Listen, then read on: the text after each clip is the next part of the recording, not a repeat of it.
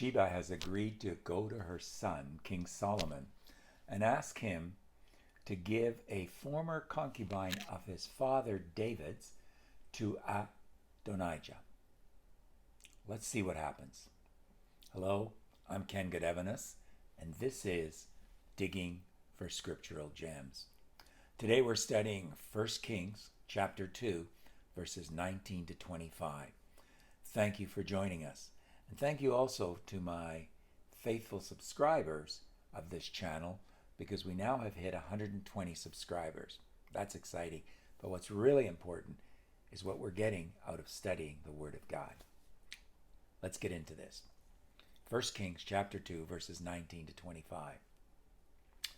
In the very first verse of our passage, verse 19, Solomon rises to greet his mother and bows before her out of respect, and then takes his seat on his throne. His authority is still at play here. But notice he also had a throne-like seat set up for her, and she sat on his right. She then states her, quote, small request, prefacing it with, "Do not refuse me." Now, as a good son, he tells her to ask away and adds, "I will not refuse you." Hold that thought. Bathsheba, straight and simple, then asks him to allow Abishag to marry Adonijah.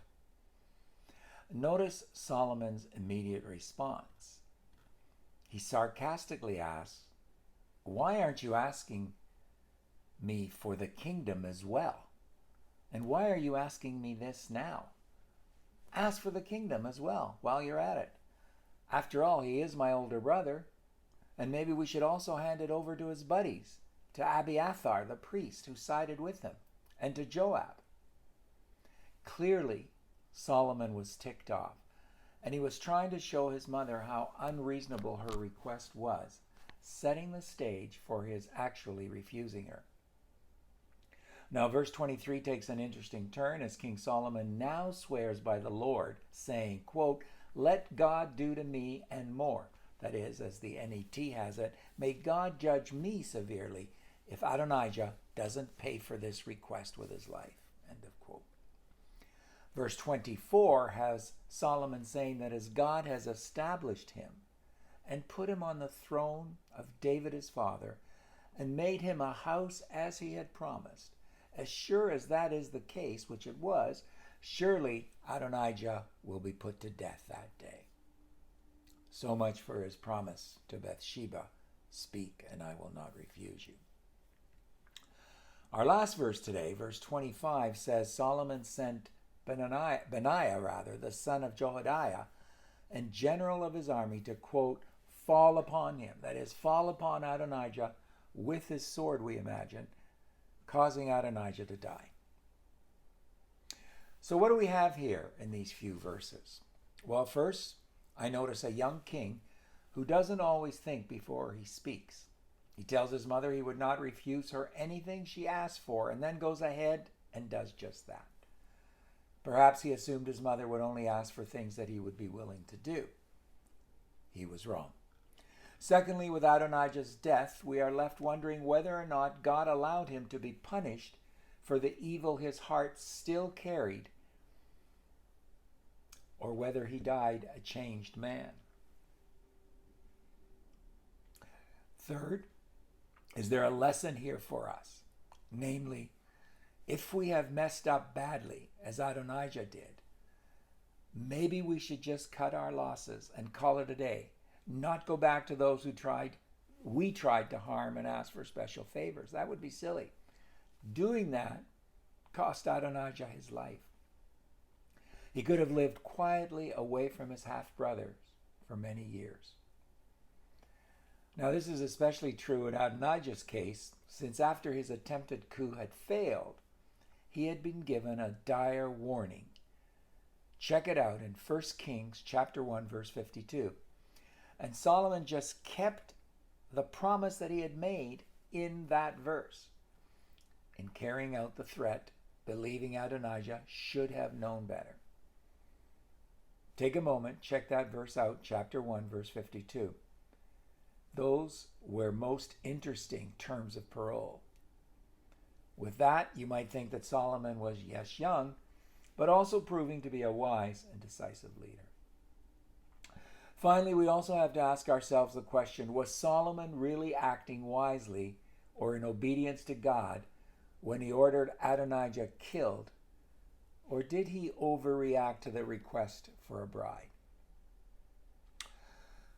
Well, that's a good question, and I'd love to hear your thoughts on it. But do remember that Solomon had already forgiven or pardoned this rebellious stepbrother's actions once already.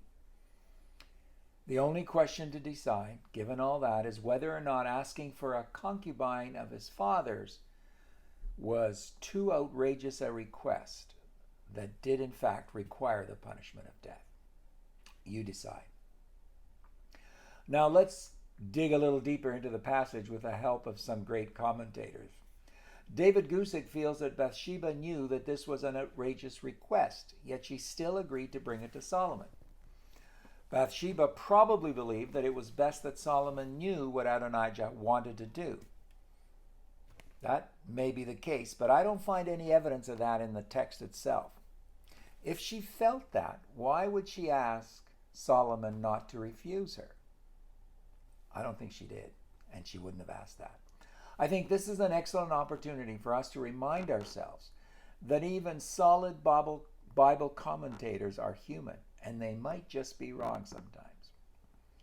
On the other hand, Bathsheba, in presenting this request, refers to it as one small favor. Was she being sarcastic, or was it really a minor request in her mind? After all, Solomon now had many concubines, given that his father's harem was added to his own. He could afford to let one go. You decide. We mentioned above that Solomon put his mother Bathsheba on a throne on his right. Robert Jameson says it is necessary to remark that when a husband dies, his widow acquires a higher dignity and power as a mother over her son than she ever possessed before. This was the case here, but I guess her request was beyond what Solomon's gut told him he could agree to. What I found interesting was other benefits of being the king's mother in the ancient East, according to Jameson. He writes, quote, "Besides the dignity of king's mother is a state office to which certain revenues are attached." There was a salary attached to being the king's mother. The holder has a separate palace or court, as well as possesses great influence in public affairs. And as the dignity is held for life, it sometimes happens in consequence of death that the person enjoying it may not be related to the reigning sovereign at the time by natural maternity. Bathsheba had evidently been invested with this honorable office, end of quote. Wow. Whoever would have thought that all that was at play whenever the name of Bathsheba comes to our mind? With Adonijah dead, will Solomon now let the two other members of the rebellious trio live and die in peace? Well, we'll find out soon enough as we continue our study of 1 Kings. Join us for our next study. Like our video, subscribe to our YouTube channel, Digging for Scriptural Gems. But above all, I ask you to keep on studying the Word of God.